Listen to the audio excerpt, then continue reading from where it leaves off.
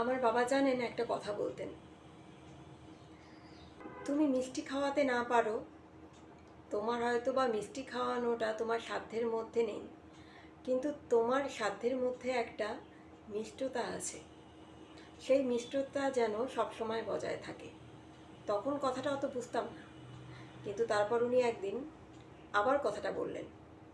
তারপর আমি বললাম, কি বলছো, বুঝতেই পারছি না। তখন যদিও অনেক ছোট ছিলাম। তখন উনি বললেন যে তুমি মিষ্টি খাওয়াতে না পারো লোককে, কিন্তু মিষ্টি কথা তো বলতে পারো। মিষ্টি কথাটা তুমি সব সময় সবার সাথেই বলবে, তাও আবার হাসি মুখ নিয়ে। কেউ যদি কখনো তোমার সঙ্গে খারাপ ব্যবহার করে, তুমি সেখান থেকে হাসি মুখ নিয়েই বেরিয়ে আসবে। তাকে কখনোই বুঝতে দেবে না যে তুমি তার উপর অসন্তুষ্ট হয়েছো।